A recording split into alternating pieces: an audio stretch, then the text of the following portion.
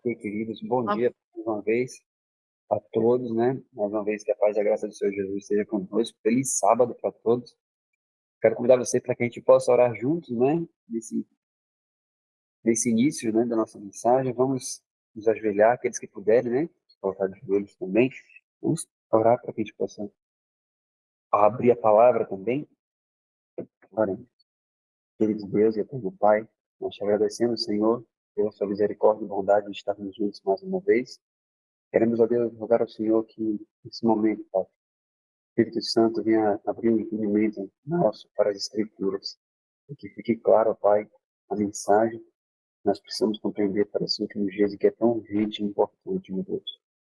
Nós rogamos ao Senhor que nós possamos compreender plenamente, ó Deus, cada ponto, que em nome de Jesus haja, Pai, um reavivamento da primitiva piedade, Senhor. E que verdadeiramente, ó Deus, toda essa mensagem, ó Deus, possa encontrar, ó Pai, lugar no nosso coração. Está escrito: sede, pois, praticantes da palavra, e não somente ouvintes, enganando-vos a vós mesmos. Por favor, Senhor, rogamos essa promessa, que verdadeiramente possamos ouvir a palavra e que ela produza 100 por um em nossa vida. Nós te pedimos e agradecemos em nome de Jesus, Senhor. Amém, Senhor. Bom, hoje nós vamos começar com um capítulo da Bíblia, que é Hebreus capítulo 3. Vamos dar uma olhada juntos só os dois primeiros versos de Hebreus capítulo 3. Aqui. Eu vou tentar abrir mais a imagem para comentar. Hebreus capítulo 3.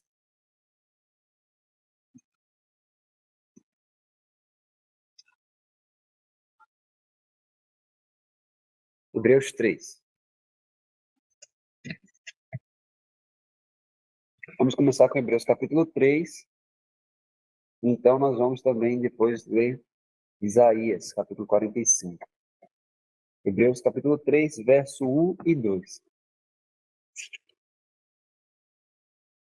Quem estiver anotando, lembre de anotar também os versos, né? Para depois poder militar neles. Hebreus capítulo 3, versos 1 e 2. Olha só o que é que diz. Por isso, irmãos santos, participantes do chamado ou vocação celestial, né?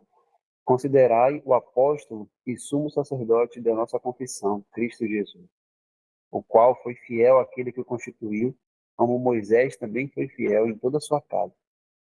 Então, é exatamente isso que nós iremos fazer, né, agora pela manhã.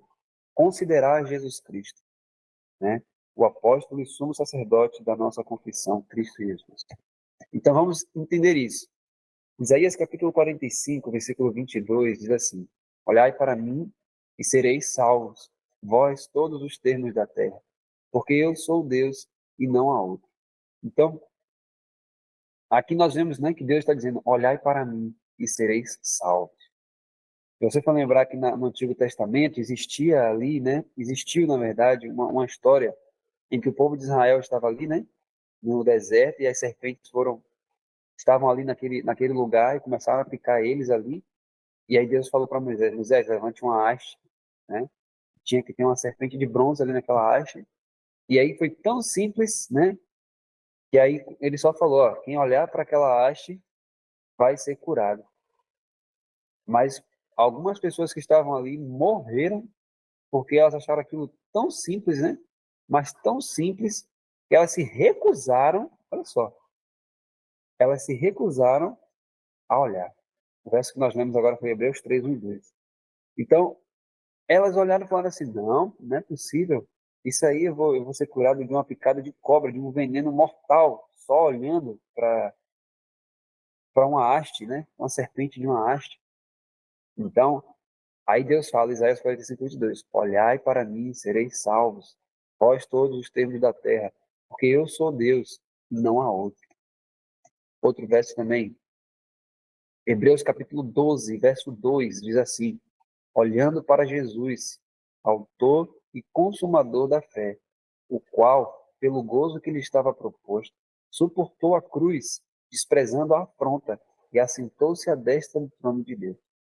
Então, esse olhando para Jesus, né? Olhar para Jesus, o autor e consumador da fé. Nós vamos perceber um pouco mais disso hoje.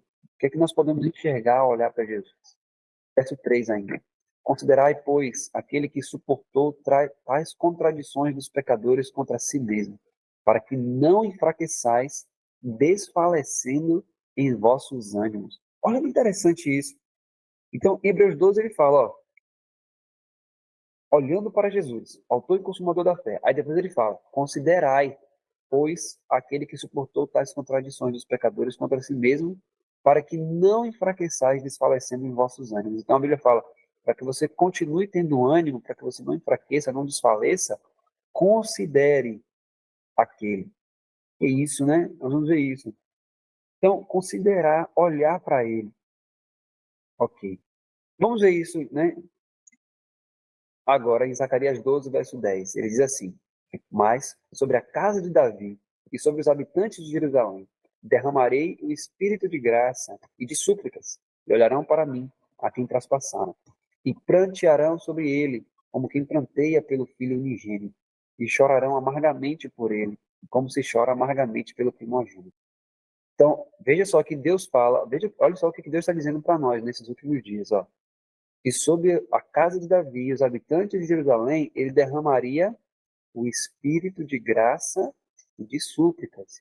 E quando isso acontecesse, o que é que as pessoas fariam? E olharão para mim, a quem traspassar. Então, vamos ver isso. Como que nós iremos olhar para Jesus, né?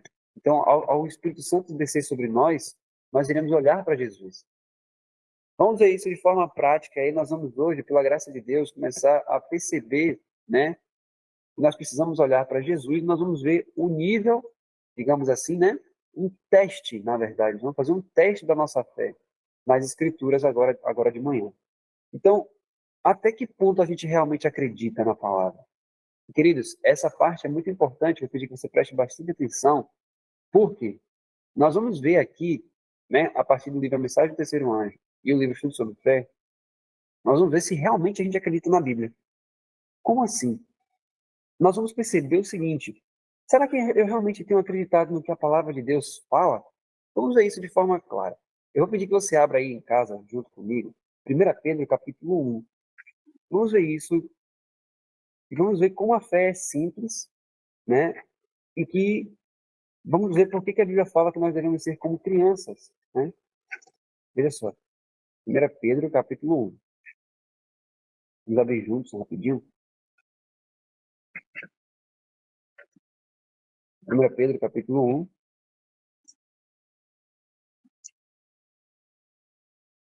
1. No capítulo 1, do verso 3 até o verso 5. Vamos ler juntos, a gente vai ver aqui. Diz assim: Bendito seja o Deus e Pai de nosso Senhor Jesus Cristo, que, conforme a sua abundante misericórdia, nos gerou novamente para uma esperança viva, pela ressurreição de Jesus Cristo dentre os mortos, para uma herança incorruptível, imaculada e que não desvanece, reservada no céu para vós, que estáis guardados pelo poder de Deus, através da fé, para a salvação que já está pronta para ser revelada no último tempo. Então veja só, nós lemos aqui do verso 3 até o verso 5. E aí, veja o que Jones fala no livro A Mensagem do Terceiro Anjo, na página 149. O que ele fala? Vocês se lembram de 1 Pedro 1, 3 e 5, que fala da viva esperança para a qual Deus nos gerou de novo pela ressurreição de Jesus Cristo dentre os mortos, e sobre como somos guardados pelo poder de Deus mediante a fé para a salvação. Aí ele pergunta, como somos guardados? Aí vem a resposta, pelo poder de Deus. Aí ele diz, mediante o quê? A fé. Para o quê? Para a salvação. Então, queridos, fica claro que, primeiro, nós somos guardados, ok? Ok. Pelo quê? Pelo poder de Deus. Então, o poder de Deus nos guarda. Mas é através do que ele nos guarda? Através da fé. Com qual finalidade? Para a salvação. E o que isso diz para a gente, né? Aí que está a questão. Por quê? Veja só. Na continuação, olha o verso 6 aqui, em 1 Pedro 1. Observe o verso 6, por favor. Veja aí. 1 Pedro 1, verso 6. 1 Pedro 1, verso 6, diz assim, ó, na qual vos alegrais grandemente, embora agora por um tempo, sendo necessário, estejais sob opressão por causa das muitas tentações. Estou lendo aqui na King James, né? Agora, olha só, querido, a Bíblia está dizendo assim, ó, na qual vos alegrais grandemente, embora agora por um tempo, sendo necessário, estejais sob opressão por causa das muitas tentações. Aí eu vou lhe fazer uma pergunta, né? Você pode responder aí individualmente onde você está agora, sentado aí. Pergunta: você está alegre hoje? Olha a pergunta como é simples. Quando você acordou hoje, você acordou alegre? Essa é a primeira pergunta. Segunda pergunta: você está grandemente alegre? Você tem se alegrado grandemente e constantemente? Essas são as perguntas. Agora veja, por que eu fiz essa pergunta? Veja só. Na continuação, olha o que Jones fala. Por causa de tudo isso, o que devemos fazer? Resposta: alegrar-se grandemente. Aí ele pergunta: vocês estão se alegrando nesse momento? Gostaria de saber, é essa a experiência de vocês? Aí minha resposta: sim, sim. Aí o verso 6 fala: em quem vós grandemente vos alegrais. Agora, olha só, né? É isso que vocês estão fazendo? Então, por que vocês andam por aí deprimidos, cabisbaixos? Chegou o tempo de crermos nas Escrituras. Abraão creu em Deus, e isso lhe foi imputado para a justiça. O Senhor falou, e Abraão se alegrou grandemente por ser de fato assim. Vocês creem que o que Deus falou por meio de Pedro é de fato assim? Vocês se alegram grandemente nisso? Queridos, veja só. Eu acho que talvez o primeiro livro, né, desses da Mensagem de 88 que eu li realmente de fato foi esse.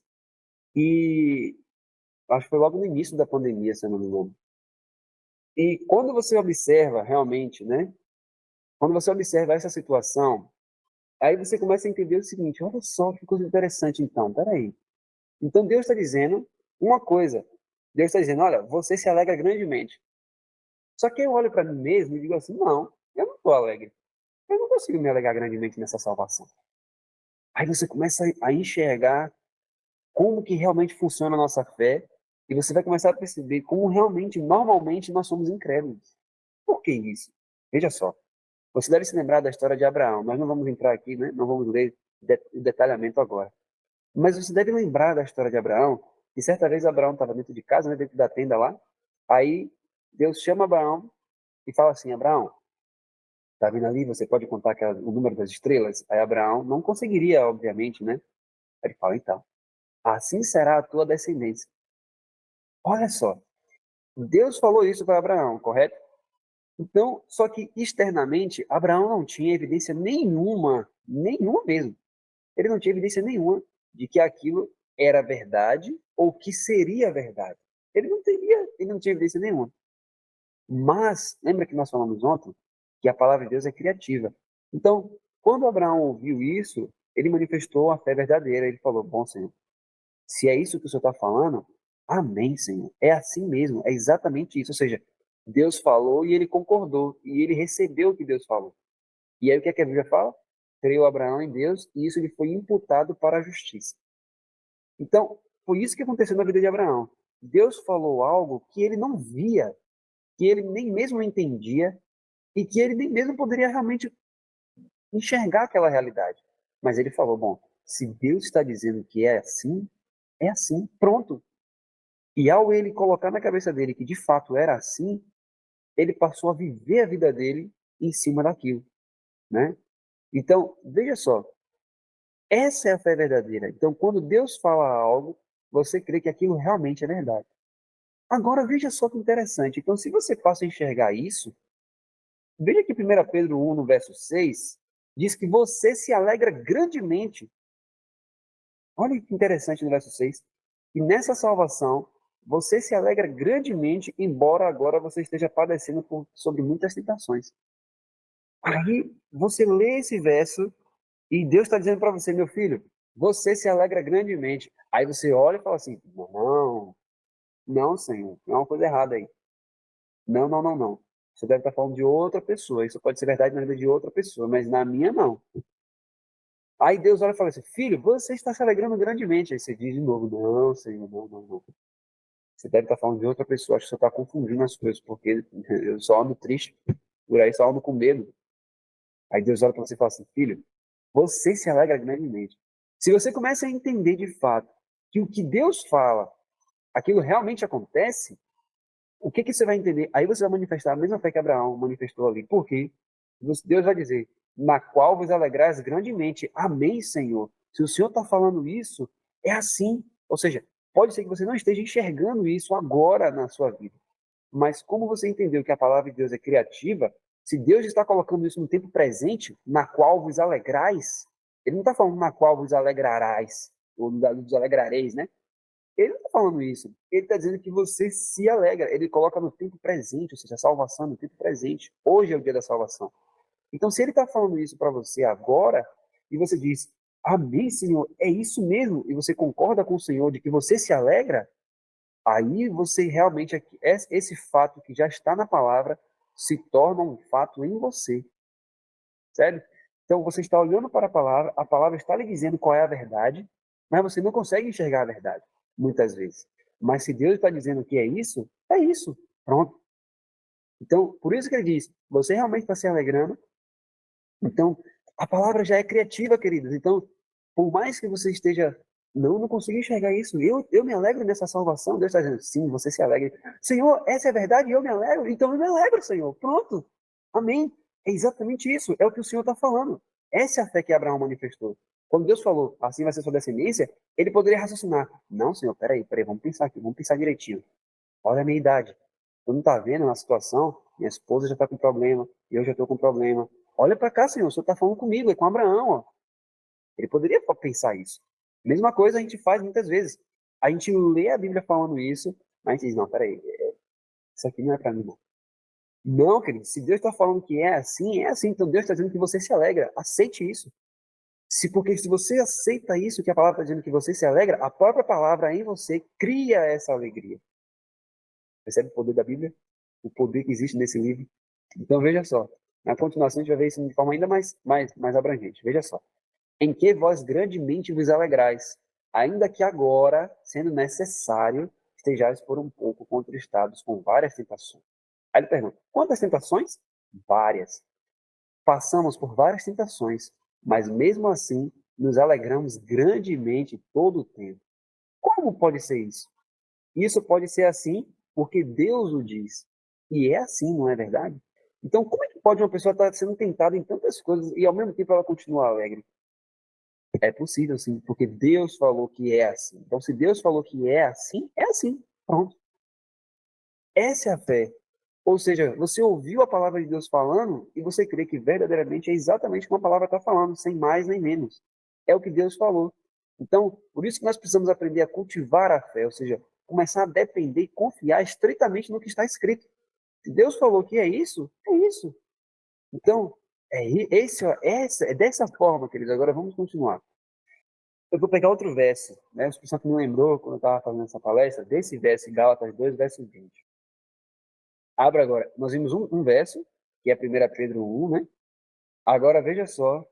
Antes de a gente ler Gálatas 2:20, continue aqui em 1 Pedro, que eu quero ver só mais um detalhe aqui. Ainda tem mais uma boa nova para a gente aqui nessa manhã, ainda em 1 Pedro. Veja só. Quando você vai para 1 Pedro, ainda aqui nesse capítulo 1, veja só o que ele está dizendo no verso 6, ou verso 7 agora, que a gente já leu o verso 6. Para que a prova da vossa fé, sendo muito mais preciosa do que o ouro que perece, mesmo que provado com fogo, possa ser achada em louvor e honra e glória na aparição de Jesus Cristo. Então veja só no verso 7.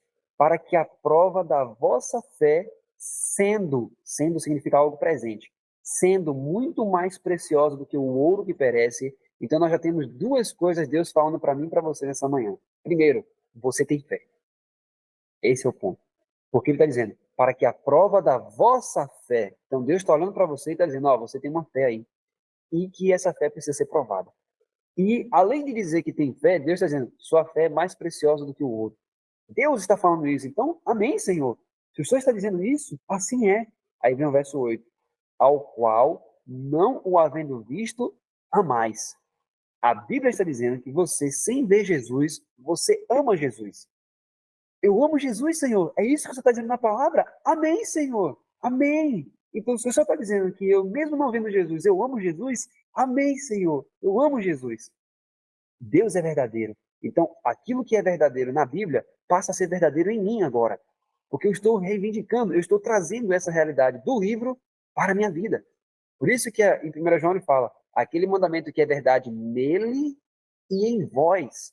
Porque agora, aquilo que era verdade nele, também passa a ser verdade em vós, em mim. Você percebe agora como a Bíblia se torna agora um livro extremamente vivo para cada um de nós? Veja só, verso 8. A qual, não havendo visto, amais, em quem, embora não o vejais agora, isso não é verdade? A gente não está vendo Jesus agora. E mesmo assim, crendo, vos alegrais com gozo inenarrável e pleno de glória. Uau! Verso 9. Recebendo o fim de vossa fé, a salvação das vossas almas. É isso que Deus está dizendo para mim e para você. Então Deus está dizendo, olha, só você tem fé, sua fé é preciosa, você ama Jesus. Então, quantas vezes a gente fica pensando, Senhor, eu queria tanto amar Jesus, Deus está dizendo, você ama Jesus, aí você fala assim, não, Senhor, você está errado. Então, se Deus está falando algo comigo e eu digo que não é assim, eu estou dizendo o que para Deus? Não, Senhor, o Senhor é mentiroso. Você é mentiroso, porque você está dizendo que eu amo Jesus. E eu estou dizendo que eu não amo. Mas, queridos, Deus pode mentir? Não pode. Então, ao eu tornar Deus mentiroso, eu me torno mentiroso. Então, por isso que a verdade não pode habitar em mim, se eu nego a palavra. Se eu sou incrédulo, eu sou semelhante ao inimigo, porque nele não há verdade. Ele até crê em algumas coisas, mas ele não traz aquela realidade para ele. Então, nós precisamos trazer essa realidade para nós. Deus está dizendo. Então, se Deus está dizendo que é isso, é isso. E louvado seja Deus. Agora, vamos ver isso de forma mais clara em Gálatas 2:20. Veja só. Gálatas capítulo 2, versículo 20. Veja, esse verso para mim é o mais maravilhoso assim para a gente compreender isso, né? Essa realidade prática. Veja só, Gálatas 2:20. E aí eu vou ler os textos do livro Estudo sobre Fé, acho que é o capítulo 19. Veja só, Gálatas capítulo 2, verso 20. Gálatas 2, verso 20. Gálatas 2, verso 20. Veja só o que aqui diz. É um texto bem conhecido, né? Já estou crucificado com Cristo, e vivo não mais eu, mas Cristo vive em mim. E a vida que agora vivo na carne, vivo-a pela fé no Filho de Deus, o qual me amou e se entregou a si mesmo por mim. Normalmente, é muito comum a gente ouvir alguém citar esse texto e a pessoa falar assim, olha só a fé do apóstolo Paulo, né? Que grande homem de Deus. Eu queria tanto ser como o apóstolo Paulo, eu queria tanto passar por essas experiências, queria tanto ter essa fé que esse homem teve. Queridos, veja só, eu tenho uma ótima notícia para vocês e que para mim, desde que eu conheci isso, todos os dias faz uma diferença gigantesca em minha vida. Olha só, vamos ler juntos aqui, vamos ver aqui no livro Estudo sobre Fé, na página 140. Veja só o que ele vai dizer. Não seria inapropriado enfatizar o que esse texto realmente diz, notando o que ele não diz. Olha só o que ele vai dizer. Ele não diz, eu quero estar crucificado com Cristo. Foi isso que Gálatas 2:20 falou? Não, não está escrito que eu quero estar crucificado com Cristo. Não tem escrito isso. O que mais? Ele não diz, eu gostaria de estar crucificado com Cristo, de maneira que ele pudesse viver em mim. Mas diz, já estou crucificado com Cristo. O verso não diz, queridos, eu queria tanto poder estar crucificado com Cristo. Eu queria tanto que a cruz de Cristo fosse uma realidade para mim. Está escrito isso no verso? Não está. Está escrito, já estou crucificado com Cristo. Mas vamos continuar aqui. Ele vai dizer assim, ó, além disso, o texto não diz Paulo estava crucificado com Cristo. Cristo vivia em Paulo. Está escrito isso aqui, queridos, em Gálatas 2:20? Não, não está escrito isso. Então ele diz, Cristo vivia em Paulo. Está escrito isso? Não. E o Filho de Deus amou a Paulo e se entregou a si mesmo por Paulo. Está escrito isso aqui na Bíblia? Não. Tudo isso é verdadeiro. De fato, Deus amou Paulo, Jesus morreu por Paulo. Tudo isso é verdade. Mas isso não é o que o texto diz. Nem é este o seu significado. Pois ele significa justamente o que diz. Ele diz, já estou crucificado com Cristo e vivo não mais eu, mas Cristo vive em mim. E a vida que agora vivo na carne, vivo-a pela fé no Filho de Deus, o qual me amou e se entregou a si mesmo por mim. Foi por mim. É isso que a Bíblia está dizendo. É isso que o texto está dizendo. Jesus Cristo foi crucificado e morreu por mim. Aí vem só, olha só. Assim, esse verso representa um belo e sólido fundamento da fé cristã para cada pessoa do mundo.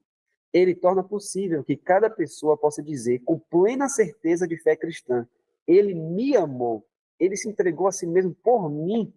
Eu estou crucificado com Cristo. Cristo vive em mim.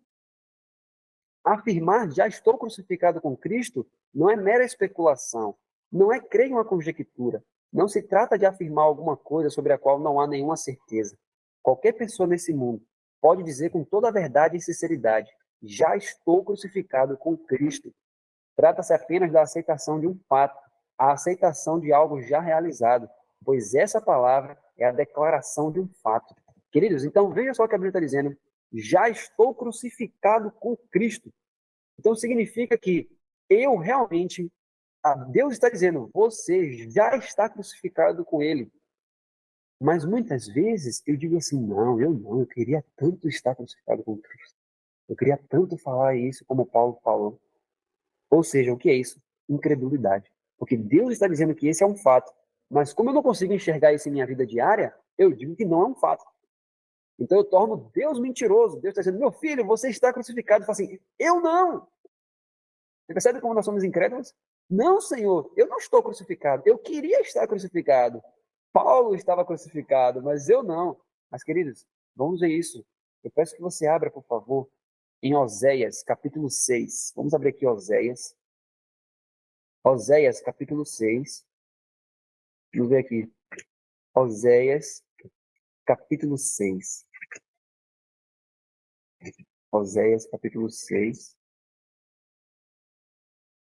Oséias 6. Oséias, capítulo 6. Vamos ver o início do capítulo, né? Oséias 6. Se você estiver anotando, anote, por favor, esse capítulo, que é muito importante. Oséias 6, verso 3. Veja só o que é Oséias, capítulo 6, no versículo 3, vai dizer para a gente. Olha só.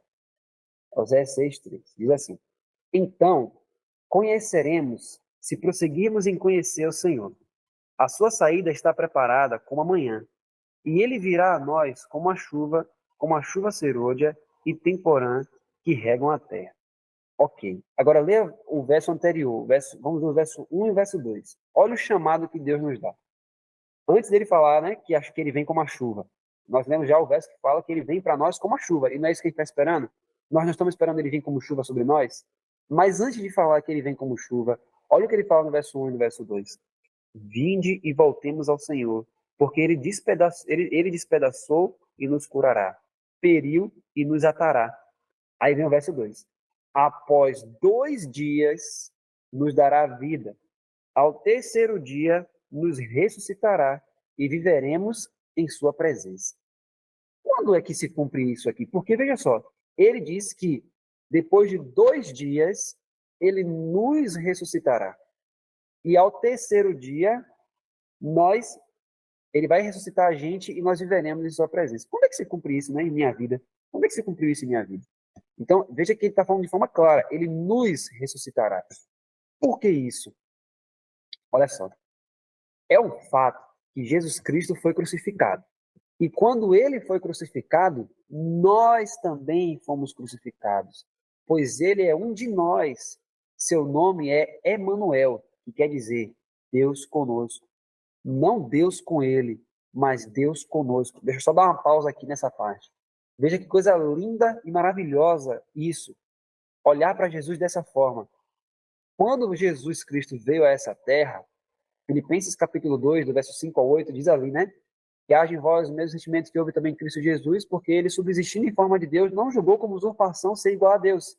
Antes, a si mesmo se esvaziou, assumindo a forma de servo, tornando-se em semelhança de homens e reconhecido em figura humana. Então, quando a Bíblia fala que Jesus Cristo veio como um homem, ele se esvaziou.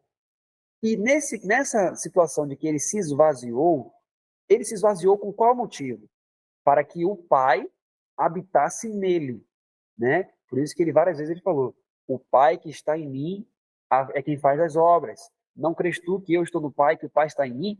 Então veja só, Quando ele se esvaziou, o Pai veio habitar nele. Então, se você olha de fora e olha para Jesus, e você sabe que Deus está habitando nele, é Deus com ele. Mas a Bíblia não chama Deus com ele. A Bíblia, quando Deus vem habitar em Jesus, olha o nome que ele recebe: Deus conosco. Como que isso é possível? Então, quando Deus veio habitar com Jesus, a Bíblia não fala que o nome dele é Deus com ele, mas Deus conosco. Isso significa o quê? Que Jesus Cristo tornou-se nós. Nós também estávamos em Cristo Jesus. Então, Jesus Cristo viveu ali a vida de Deus e a nossa vida. De forma que o Pai e nós nos encontramos ali em Cristo Jesus. Jesus Cristo se tornou um de nós, de forma que quando Deus habitou com ele, Deus foi chamado Deus conosco, porque nós estávamos ali em Cristo Jesus também. Jesus estava ali realmente representando a vida de cada ser humano. Como que isso foi possível? Isso é um mistério, mas isso é verdade. Jesus Cristo pagou, quando ele veio pagar a dívida, ele paga a dívida estritamente individual de cada ser humano. Por isso que eu posso dizer, ele me amou. Eu posso dizer individualmente isso, porque verdadeiramente a minha vida estava ali em Cristo Jesus. Então, continuando, ele fala: considerando que seu nome não é Deus com ele, mas Deus conosco, e que Deus com ele não era Deus com ele, mas Deus conosco, então quem era ele senão nós? Ele tinha que ser nós, a fim de que Deus com ele não fosse Deus com ele, mas Deus conosco. E quando ele foi crucificado, quem foi crucificado? A não ser nós. Você entende agora porque Oséias capítulo 6, em vez de falar assim, ó, ele vai ser, ele vai depois de 2 dias ser ressuscitado, e ao terceiro dia ele vai ser ressuscitado, e vai viver na presença de Deus. Fala assim, ó, nós vamos ser. Porque ao Jesus Cristo morrer, nós morremos. Ao Jesus Cristo ressuscitar, nós ressuscitamos. Você entende isso? Por isso que ele coloca aqui, ó, nós seremos ressuscitados. Porque ao Jesus Cristo fazer isso, nós estávamos ali junto com ele. Ele estava levando cada um de nós junto com ele na cruz do Calvário. Agora, vamos ver Romanos capítulo 6, para a gente ver isso mais uma vez. Olha só, eu botei até aqui no slide. Quem quiser anotar, Romanos capítulo 6, verso 6, diz assim, ó: sabendo isto, que foi crucificado com ele o nosso velho homem, para que o corpo do pecado seja destruído e não sirvamos o pecado. Olha que profundidade esse verso, queridos. Vamos trazer isso para a prática. Digamos que você hoje está lutando contra alguma paixão sua, ou então contra alguma inclinação que você não consegue vencer de jeito nenhum. Nós vimos ontem que isso é um sinal indicativo de que, de fato, o reino do pecado ainda existe ali, né? Mas nós vimos também que o poder que opera para que a pessoa, né, passe do reino do pecado para o reinado da graça, primeiro ela precisa confessar isso. E agora ela precisa crer que a palavra vai gerar ela de novo. Então, se a palavra vai gerar você de novo, olha o que a palavra está dizendo para você. Foi crucificado com ele o seu velho homem. Então, se você realmente internaliza isso e crê nisso realmente, de fato, de que você está crucificado já, significa o quê? O meu velho homem está crucificado. Então, quando você, por exemplo, acordar de manhã cedo, você levantar, abrir seu olho, você vai clamar a Deus. Está escrito: já estou crucificado com Cristo. Ou seja, as minhas paixões, o meu velho homem, já está crucificado com Jesus. Então, eu posso olhar para a cruz do Calvário e ver a mim mesmo morto ali com Jesus. Então, eu posso também olhar para Jesus ressuscitado e entender que o fato de ele estar vivo é porque eu também estou vivo junto com ele. Então, as minhas paixões já estão crucificadas. Queridos, se a gente realmente começa a considerar isso como uma verdade, eu vou passar a olhar para a minha paixão e dizer assim, não, eu já estou morto. Eu já estou morto. Por isso que, se você parar para pensar isso na prática, eu gosto muito de pensar nisso, naquela ideia de uma pessoa morta num caixão, né? Por mais que uma pessoa, imagine só, lembra daquela situação que a gente falou ontem, de um homem que ele se estressava com tudo e com todos, né? Mas depois que ele foi para o deserto, né? Que ele viu isso, né? Que ele viu que o problema era ele mesmo, ele passou a ver que realmente o problema estava dentro dele. Mas imagine que se aquele homem, porventura, quando ele bateu o pé em algum lugar e tal, ele caísse e morresse. E alguém pegasse ele e levasse, né? De volta lá para a cidade e fizesse o velório dele. Quando ele estivesse naquele caixão ali deitado, que ele já estava morto, mesmo aquele homem sendo altamente irritável, né, que ele se irrita com tudo, mesmo ele continuando sendo aquele mesmo homem, no velório dele, se o pior inimigo dele, que ele achava a pessoa mais chata do mundo, chegasse no velório e chegasse na cara dele e falasse assim, ó, você é isso, isso, isso, isso e isso, você é isso, isso, aquilo, outro, eu queria te dizer isso e você é isso. Qual seria a reação daquele homem? Nenhuma. Não ia ter reação nenhuma, porque ele estava morto. Ele não ia levantar do caixão para falar, ó, sai daqui que eu não quero você aqui. Ele ia falar isso? Não ia. Por quê? Porque ele está morto. Então, se verdadeiramente a gente começa a entender que estar morto é de fato as paixões estarem mortas, quando Satanás vier tentar a gente, e Satanás começar a dizer as coisas para a gente, ele vai encontrar o meu eu morto. Porque eu já interiorizei na minha mente que eu já estou crucificado com Cristo. E o Provérbios fala, assim como o homem imagina em seu coração, assim é. Percebe a importância, queridos, da meditação no que está escrito? Porque se o que está escrito realmente passa a ser uma verdade em minha mente, Satanás não tem mais acesso à minha mente. Não tem mais acesso à minha mente. Por quê? Por isso que no Vivendo pela Fé fala isso, né? Você será tornado um novo homem. Satanás agora vai vir até você, mas ele vai encontrar aquele você de antes morto. Então ele não vai ter mais a mesma reação às tentações que tinha antes, porque você entendeu que você já está crucificado com Cristo. Isso sempre foi um fato desde que Jesus morreu, mas antes você não experimentava o poder desse fato porque você não acreditava nisso. Só que agora você crê nisso. Só que agora você crê que não foi, Cristo não foi crucificado por Paulo somente. Isso é uma verdade, mas não é isso que o verso diz. Está escrito: já estou crucificado. Então, se eu antes me estressava por tudo e por qualquer coisa, eu não vou ser mais assim, porque já estou crucificado, eu já interiorizei isso. Então, queridos, na minha prática diária, e você vai perceber que isso é uma verdade, queridos. Isso é uma verdade.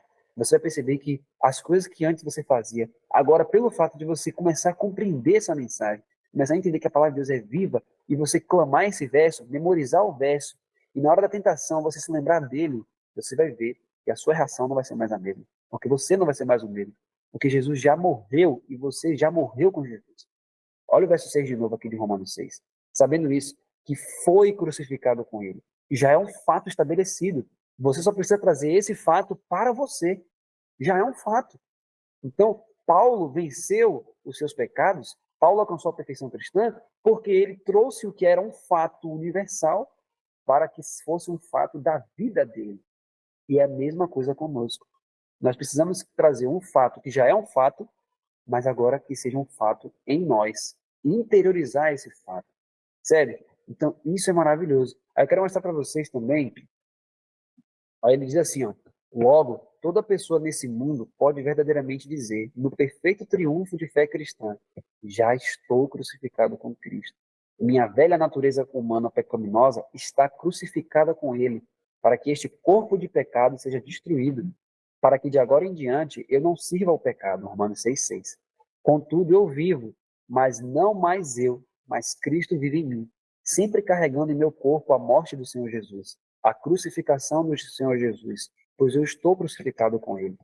Queridos, isso é um fato que você mesmo pode clamar agora. Senhor, eu já estou crucificado. É como se Jesus falasse assim, meu filho, eu te vim trazer uma boa notícia para você.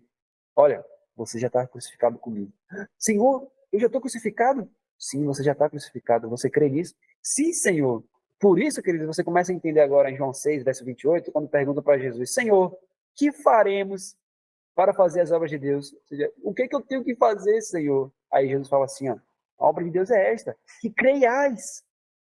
Percebe? Que creiais naquele que ele enviou. Ou seja, você precisa crer. Você crê que realmente você está crucificado com Cristo? Se você realmente crê, você vai começar a receber o poder da palavra em você. É isso que Jesus estava querendo ensinar para ele. Olha, não fique preocupado no que você tem que fazer, fazer, fazer, fazer, fazer. Se preocupe em receber a palavra, porque aquilo que a própria palavra fala, ela mesma cumpre em você, se você crer de fato. Se você permitir isso, se você começar a entender de que essa palavra é criativa, então a palavra faz em você. Então se preocupe em ler, meditar, estudar, anotar, orar por isso, clamar a promessa, porque a própria promessa faz isso em você. Esse é o poder do Evangelho, esse é o poder da palavra de Deus. Então, em vez de se preocupar em preceitos, em o que fazer, o que não fazer, o que deixar, o que não deixar, o que comer, o que não comer, se preocupe em ler. Deixa eu pegar o livro Conselho sobre Regime Alimentar. e ler o que é que está escrito aqui. E se eu creio que a profetisa do Senhor foi levantada pelo próprio Senhor e é o Senhor que fala por meio dela, até mesmo que eu estou lendo em Conselho sobre Regime Alimentar, o Senhor fará. A palavra que está escrita naquele livro fará em mim. Então, quando eu leio aquilo, eu creio, Senhor, olha, eu não consigo enxergar isso em mim, Senhor. Eu gosto muito disso aqui. Não consigo enxergar isso aqui em minha vida. Mas se o Senhor está falando, amém. Que assim seja. E aí amanhã a gente vai falar, né? Nossa última palestra vai ser sobre o poder da vontade. E a gente vai ver isso, né? De forma clara também, como que isso é estabelecido na nossa vida. Mas a primeira coisa é, Senhor, se o Senhor está falando, assim é. Pronto. Creia. É isso que Jesus estava querendo dizer para eles. Creia nisso. Porque lembra do jovem rico, quando ele chegou para falar com Jesus? Senhor, o que eu preciso fazer para herdar a vida eterna? Aí Jesus falou assim, você quer entrar na vida? Guarde os mandamentos. Aí ele pergunta, quais? Aí Jesus fala, né? Tal, tal, tal. Jesus começa a citar. Aí ele fala assim, peraí, mas isso eu já faço. A gente, provavelmente, se fosse nós, a gente ali no lugar daquele jovem rico, e Jesus falasse, olha, você você é adventista, né? Aí você chega como adventista para Jesus e fala assim, Senhor, o que eu preciso fazer para herdar a vida eterna? Aí Jesus fala assim, guarde os mandamentos. Aí ele fala assim, mas eu já faço isso. Aí ele fala assim, ó, não matarás, não adulterarás, não furtarás, tudo isso. Aí você falaria para ele, Senhor, mas eu sou adventista do sétimo dia, eu já faço isso. Aí Jesus olharia para você, bom, então se você quer ser perfeito, e é exatamente isso que a gente busca, né? A perfeição de caráter em Cristo Jesus, você quer ser perfeito, faça isso, isso e isso.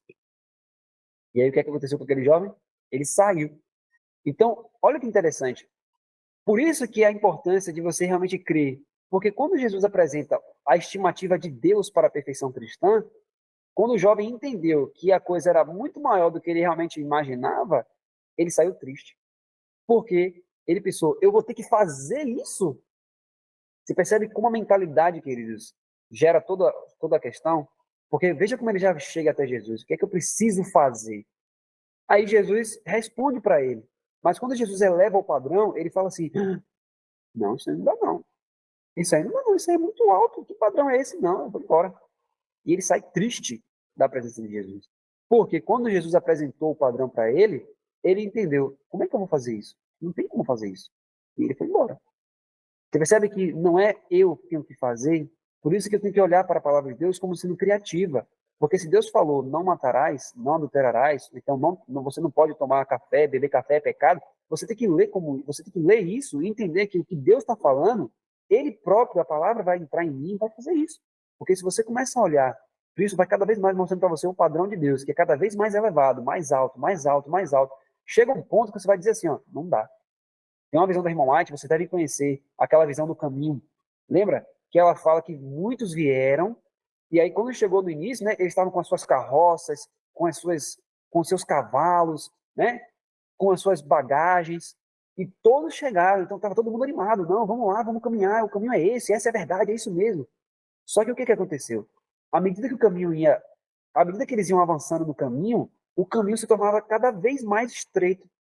E aí o caminho se tornando cada vez mais estreito, eles iam, aí teve que deixar a carroça para trás. Aí tudo bem, não, vamos deixar a nossa carroça. Aí deixava a carroça para trás. Aí depois o cavalo já não entrava. Não, vamos deixar o cavalo para trás. Aí daqui a pouco a bagagem, não, bora deixar a bagagem para trás. Aí daqui a pouco até as próprias vestes, não, vamos deixar isso aqui para trás.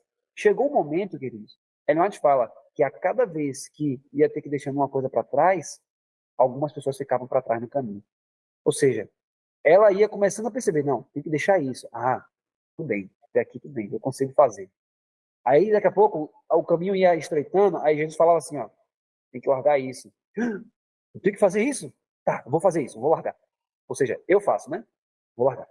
Só que à medida que o padrão vai se elevando e você vai vendo que o caminho é cada vez mais estreito, chega um ponto que você diz assim, ó, não, isso aqui não dá não. E aí você para ali naquele caminho, você fica travado ali. Por quê?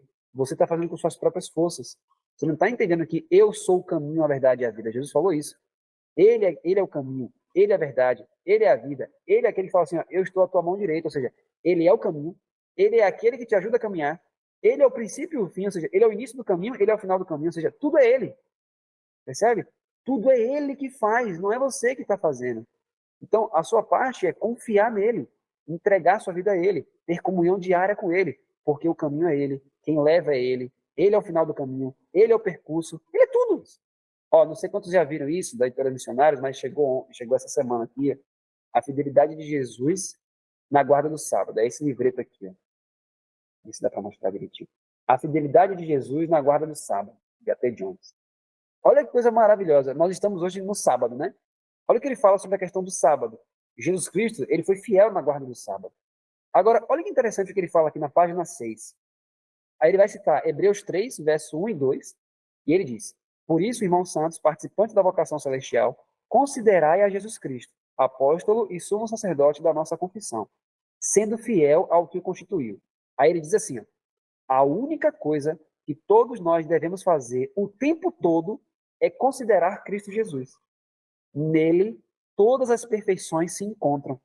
Nele, encontramos fidelidade em todos os pontos. E se você quer ser fiel e quer manter-se fiel, apenas considere Cristo Jesus, que foi fiel, e extraia dele a fidelidade. Devemos atrair dele a fidelidade, assim como devemos atrair a justiça e todas as outras virtudes. Ele deve ser para nós fidelidade, assim como ele deve ser para nós sabedoria, justiça, santificação e redenção. Então, olhar para Jesus, queridos, é exatamente isso. Veja só, é muito também comum na nossa vida diária nós começarmos a nos entristecer, né?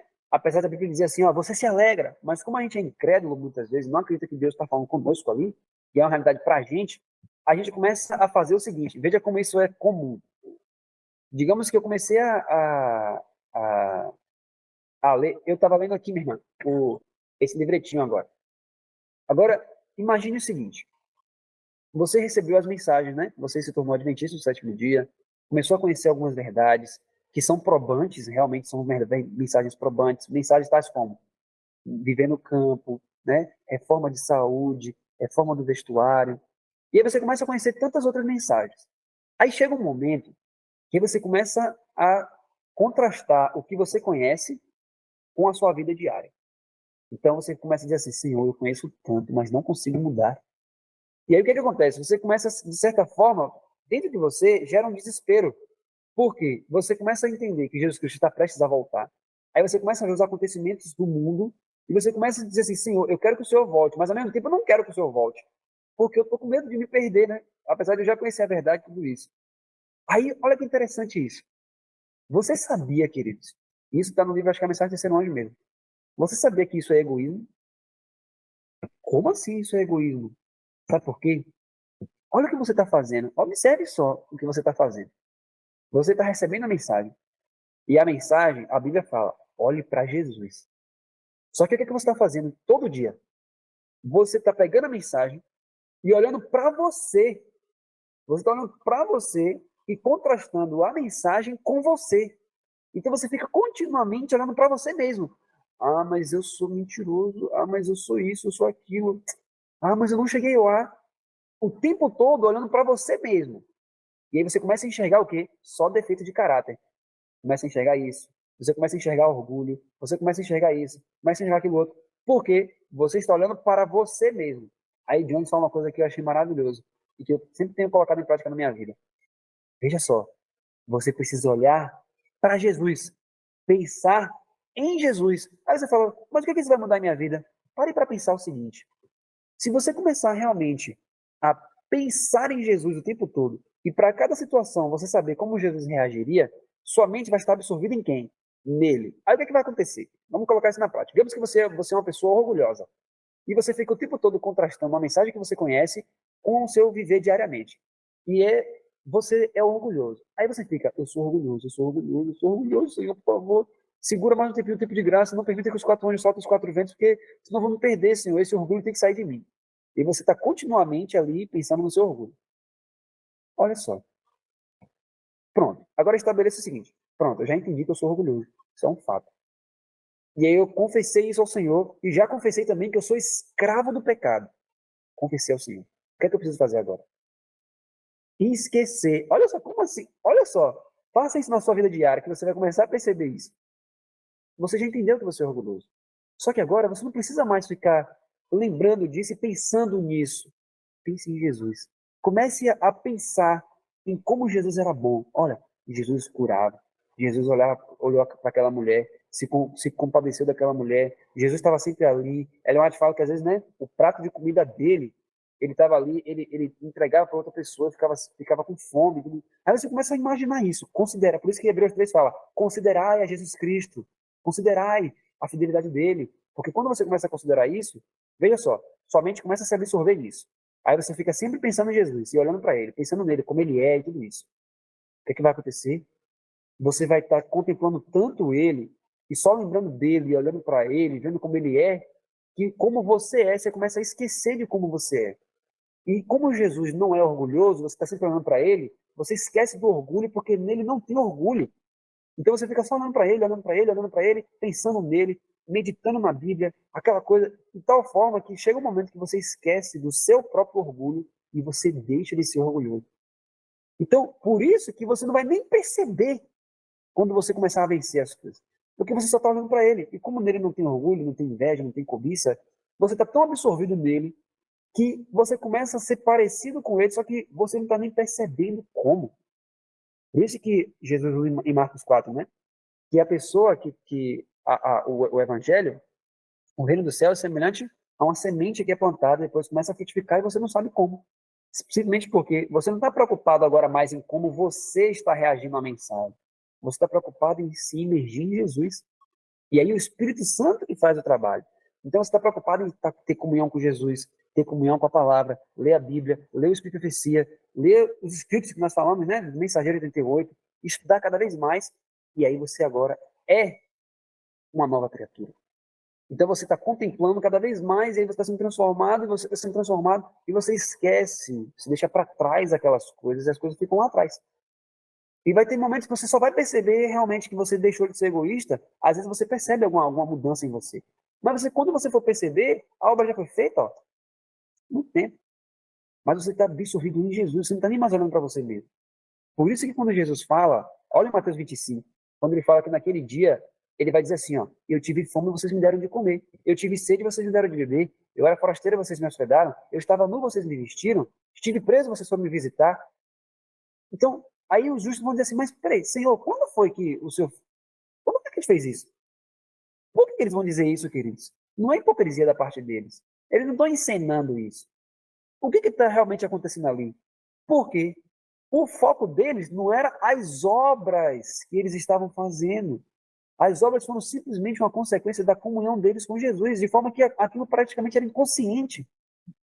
Percebe? Então você percebe que a situação toda, as obras de Deus para a gente fazer, para a gente alcançar o que a gente tanto quer, que é a perfeição de caráter, você percebe que é simplesmente comunhão intensa e completa com Jesus.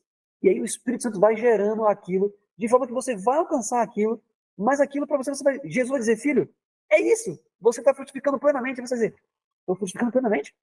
Ele vai dizer, sim! Aí você vai dizer, mas Senhor, eu quero mais. Porque a gente fala assim, ó, a linguagem da alma vai ser mais alto, mais alto, mais alto. Percebe que é uma situação prática. Então, queridos, isso é muito maravilhoso. Eu lembro que quando eu li esse capítulo do estudo sobre fé, no capítulo 19, né, esse capítulo que eu estou colocando aqui, do Vivo Não Mais Eu, Mais Cristo Vive em Mim, eu lembro desse dia que eu estava lendo, eu e um amigo meu. A gente parou, né, estava na parte da agricultura, e aí a gente estava lendo isso, né. Para mim, isso foi um bálsamo tão maravilhoso que eu me lembro que eu deitei no chão, assim, olhando para o céu. Falei, Senhor, louvado seja Deus, Senhor, louvado. Aquilo foi tão maravilhoso para mim que eu me lembro que tinha uma jaqueira lá, né? Um pé de jaca grandão. Eu nunca subia naquele pé de jaca, porque tava cheio de limo, um negócio assim estranho para subir, eu ficava com medo de subir, né?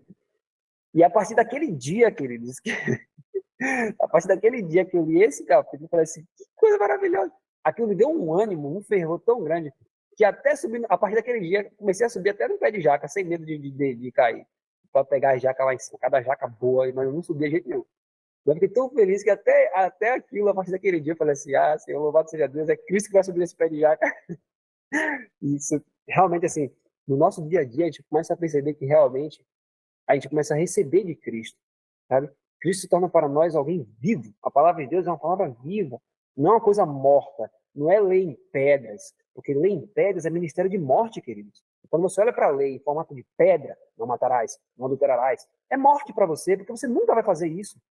Mas quando você recebe a lei em tábuas de carne, que é Cristo Jesus, Jesus é a lei viva, ele é a manifestação física dos 10 mandamentos na prática. Então, se ele vem habitar em você, os 10 mandamentos vêm habitar em você de forma prática. E você vai viver todos os 10 mandamentos na prática. Então, comunhão com Jesus é comunhão com a lei também. Então, por isso que agora você começa a entender porque Davi fala assim, quanto amo a tua lei. Ele não estava dizendo que ele amava as tábuas de pedra. Ele entendeu que Jesus Cristo, o Messias, é a lei viva. É a lei de verdade, a lei prática. As tábuas de carne verdadeira é Cristo Jesus, a lei viva. Então eu amo a tua lei, porque ele conseguia enxergar no próprio Cristo, ele conseguia enxergar no próprio Deus a manifestação da sua lei. Como eu amo a tua lei, Senhor. Eu tenho olhado para Jesus Cristo e eu tenho visto a lei e eu vejo a perfeição da sua lei. É isso, querido. Aí sim a lei deixa de ser ministério de morte. A lei deixa de ser ministério de morte para ser a lei do Espírito de vida em Cristo Jesus. Então veja só. E aí eu quero mostrar para vocês, como nós falamos ontem do livro Que Farei Perto da Vida Eterna, agora tem outro testemunho no mesmo livro que se encaixa também perfeitamente com isso que a gente está estudando hoje. Eu vou ler para vocês e acompanhem só o raciocínio da história do que aconteceu com a Margarete, né? Aí olha só o que ela vai dizer. Enquanto eu me preparava para visitar meu pai mais uma vez, orei para que Deus fizesse minha família me telefonar e se oferecer para pagar minhas despesas de viagem para eu ir compartilhar a mensagem com eles. Eu queria ter certeza de que era Deus quem estava me enviando. Cerca de 2 meses depois, uma de minhas irmãs me telefonou. Margaret, me ajude. Aí ela fala, né? O que aconteceu? Minha filha fugiu de casa. Ela está usando drogas, está com um homem. Não sei o que fazer. Aí ela responde, né? Tom e eu acabamos de encontrar uma experiência com o Senhor há alguns meses.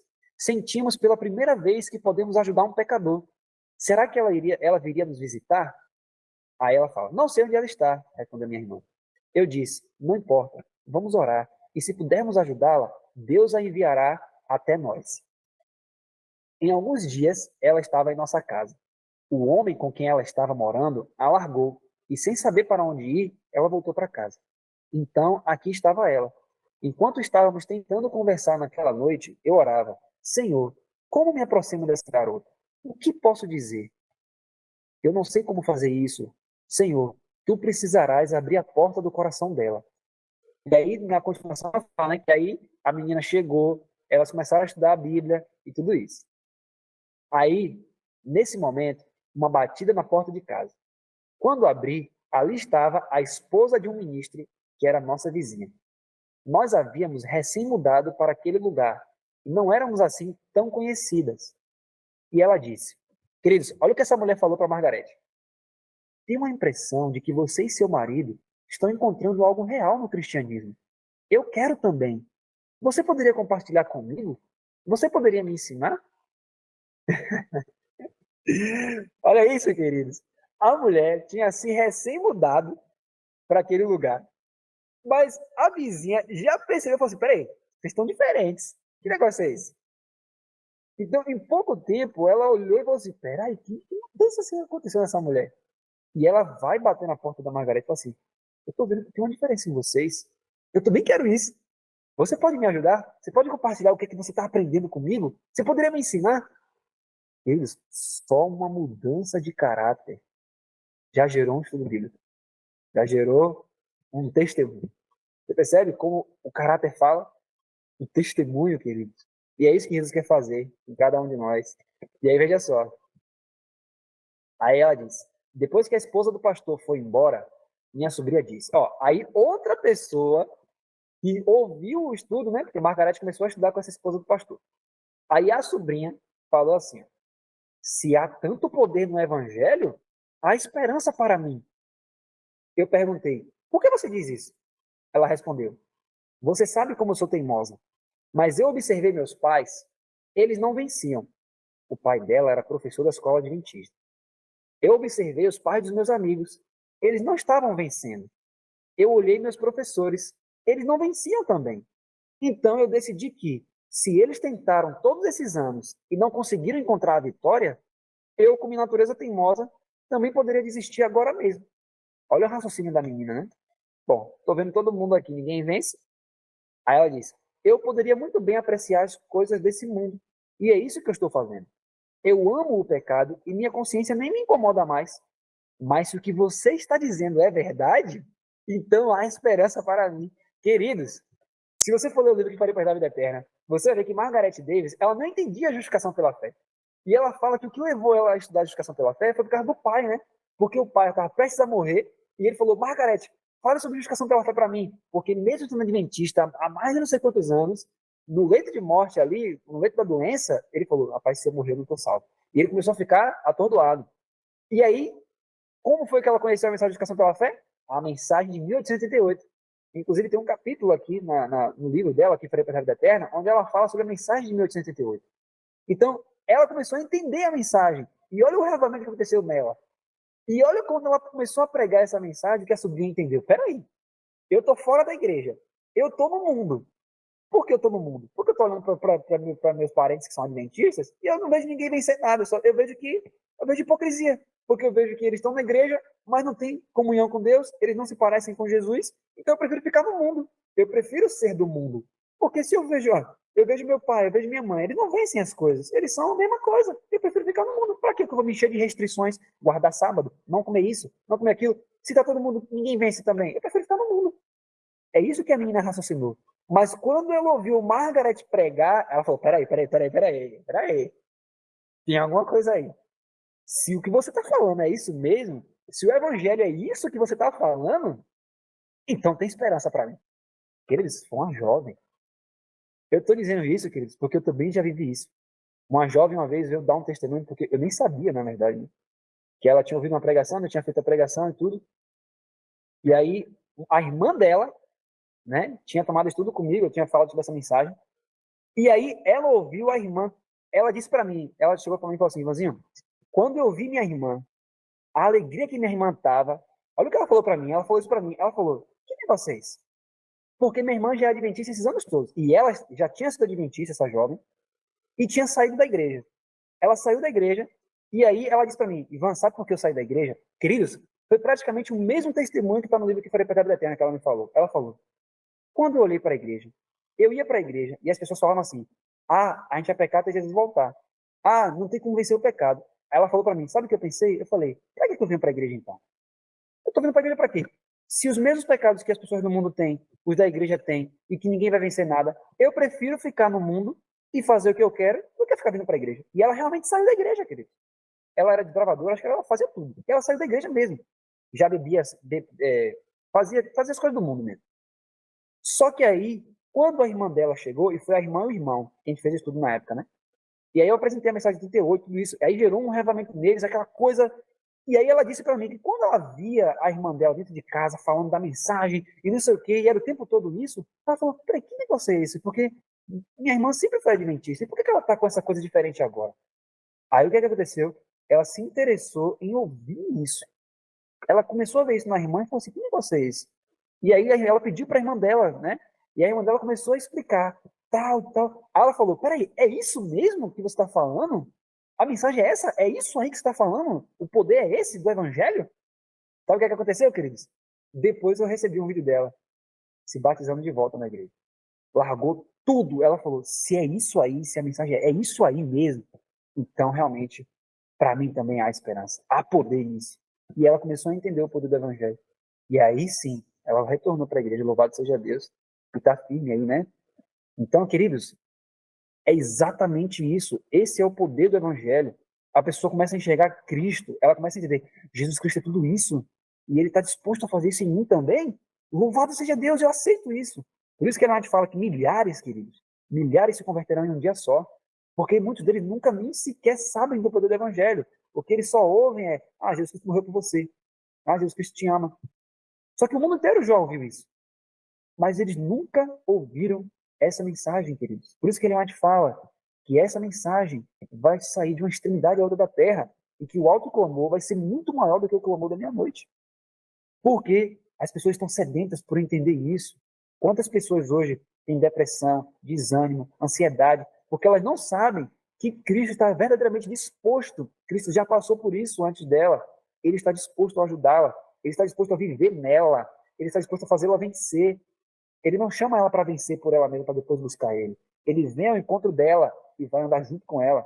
Ele vai levar ela até o final do caminho. Ele vai fazer tudo. Percebe? Ou seja, ele tomou a minha vida de tal forma, se identificou comigo de tal forma quando ele veio, que hoje eu posso me identificar com ele da mesma maneira e na mesma intensidade. E eu posso clamar, ele é osso dos meus ossos e carne da minha carne. Eu posso clamar isso, porque ele realmente é isso. E aí, por fim, Hebreus capítulo 3, mais uma vez, e a gente finaliza.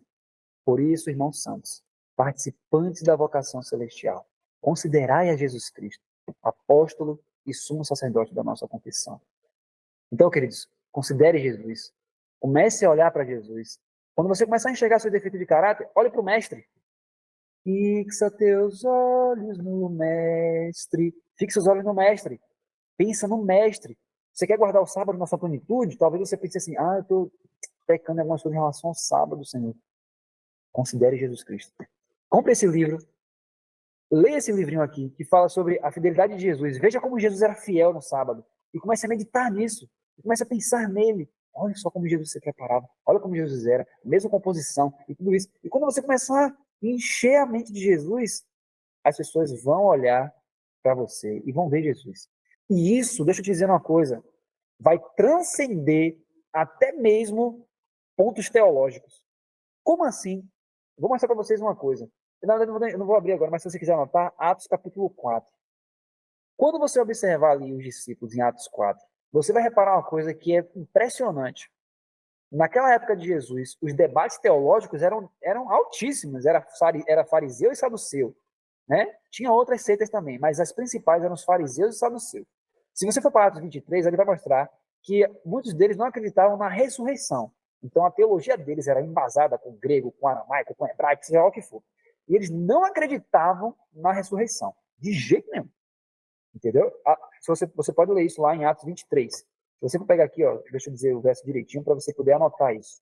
Atos 23, verso 8. Diz assim, porque os saduceus dizem que não há ressurreição, nem anjo, nem espírito. Mas os fariseus confessam essas coisas. Então ficava aquele debate. Isso e aquilo outro, não tem ressurreição, e ficava nessa coisa, né? Agora veja só. Quando você vai para Atos capítulo 4, você vai ver uma coisa incrível. Incrível. Olha o que acontece. Atos 4.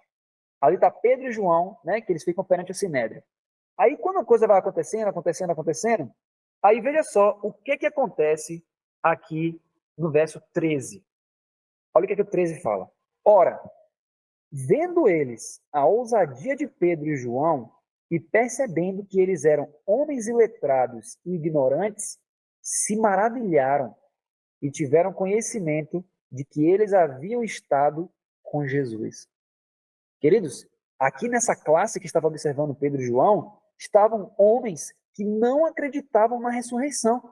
Eles não acreditavam que os mortos poderiam ressuscitar. Mas olha o que a Bíblia fala. Eles entenderam que eles haviam estado com Jesus. Espera aí. Como que eles entenderam que eles tinham acabado de estar com Jesus, se Jesus tinha morrido? Eles perceberam o poder da ressurreição de Jesus Cristo. E eles foram obrigados a confessar que, embora eles não acreditassem que os mortos ressuscitavam, mas eles viram o poder da ressurreição na vida de Pedro e João, de tal forma que eles falaram, não, realmente, isso é impressionante. Realmente eles estiveram com Jesus. Mesmo a teologia deles lá, embasada em tudo lá, dizendo que não era possível. Mas quando eles viram o testemunho de Pedro e João, eles falaram, realmente, eles estiveram com Jesus. Jones fala isso no livro. Acho que é a mensagem terceira que ele conta essa história. Ou seja, mesmo hoje, queridos, existem muitas pessoas lá fora que a teologia deles não tem nada a ver com a verdade presente. Eles desconhecem o santuário, eles desconhecem o sábado, eles desconhecem as mensagens angélicas, eles desconhecem tudo. Mas, quando esse poder da ressurreição estiver em nós, quando Cristo estiver habitando em nós, a esperança da glória, quando nós formos levar essa mensagem para eles, vai ser de uma forma tão poderosa que mesmo a teologia deles sendo contrária ao sábado, a tudo isso, eles vão dizer, rapaz, realmente, é isso aí. Esse é o evangelho verdadeiro. Então, meus queridos, que isso aconteça conosco, em nome de Jesus Cristo. Façamos parte desses que olham para Jesus e são transformados pela sua graça e pelo poder do Espírito Santo. E que você viva isso, creia na palavra, e que realmente essa palavra faça e crie o que ela fala em você, e que você creia nisso, e que você experimente esse poder. Experimente o poder da palavra. De vez em quando eu converso com alguns amigos meus, a gente conversando sobre isso, né? Dos testemunhos que a gente vive diariamente. Diariamente a gente passa a viver testemunho novo todo dia. Por quê? Porque a palavra é viva e eficaz. Todos os dias você vai ter comunhão com Jesus e você vai ter alguma coisa para contar sobre Jesus. Porque Jesus agora vai se tornar realmente um companheiro para você. Que assim seja, queridos, na nossa vida. E amanhã a gente vai finalizar esse tema tão grandioso, né? Falando um pouquinho sobre o poder da vontade e algumas situações que vão ser de grande ajuda também para cada um de nós. Vamos orar então, para a gente poder finalizar? Oremos juntos. Querido Pai que está nos céus, nós te agradecemos, Senhor, pela sua infinita bondade e misericórdia. Obrigado, Senhor, por nos ensinar a crer, Senhor. Obrigado, Senhor, porque muitas vezes nós enxergamos agora, Senhor, quão somos incrédulos. A gente lê, Pai, está escrito na nossa frente ali, mas a gente começa a raciocinar coisas, ó Pai, e a gente acaba, no final das contas, não crendo na Tua palavra. Mas agora, Senhor, o Senhor tem nos ensinado. E nós queremos te dizer, Pai, nós aceitamos a Tua palavra, Senhor. Nos ajude a viver de toda a palavra que sai da boca de Deus, porque o justo viverá pela fé, Senhor, e a fé vem pela palavra. Ó Deus, nos ajude a compreender que o justo vive da palavra, Senhor. Nos ajude a realmente, Senhor, entesourar versos bíblicos na memória, como o Espírito de Cia fala. Nos ajude a edificar muros de passagens ao nosso redor, Senhor. Nos ajude, Senhor, a que a Bíblia para nós seja um livro novo, um livro vivo. Por favor, Senhor. Que aqui haja pessoas, ó Deus, que comecem a experimentar na sua verdadeira plenitude, Pai, a Tua palavra. Para que sejamos cheios de toda a plenitude de Deus, Pai. Que se cumpra em nós aquela oração que tem em Colossenses 1, Pai, que diz que sejamos cheios da Sua vontade, fortalecidos, ó Deus, em todo o poder, Senhor, segundo a força da Sua glória, meu Pai. Que isso aconteça em nós, Senhor. Que nós possamos andar agradando ao Senhor em tudo, sabendo que é o Senhor que opera todas as coisas em nós e através de nós. Nos ajude a crer, Senhor. Nos ajude a cada vez mais ter uma fé mais perfeita, uma confiança mais firme, Senhor, inamovível, ainda que caia nos céus. Por favor, nos ajude, Senhor. Nós rogamos ao Senhor também, Pai, que possamos experimentar o poder da palavra. E a cada dia, Senhor, tenhamos uma experiência viva com Jesus. Possamos beber vinho novo todos os dias, ó Pai, da Tua palavra. Ó Deus, nós te agradecemos, ó Pai, por nos ensinar essas coisas num momento tão crítico da história, Senhor. Nós sabemos, Senhor, que o Senhor está derramando a chuva ceruja sobre o seu povo. Os pingos da chuva ceruja estão retornando, Senhor. A mensagem está sendo trazida de volta, Senhor. Que assim seja. Que essa mensagem, ó Deus, ganhe um volume gigantesco, de forma que agora, Senhor, o teu povo entre em Canaã, Senhor. Nós estamos prestes a entrar em Canaã, Senhor. Nos coloque lá dentro, Pai, pelo poder da tua palavra. Nós te agradecemos, ó Pai, por tudo. Fica conosco, meu Deus. E realmente, ó Deus, seja uma mensagem de libertação e prática contínua em nossa vida. Por isso nós lhe pedimos e nós te agradecemos em nome de Jesus.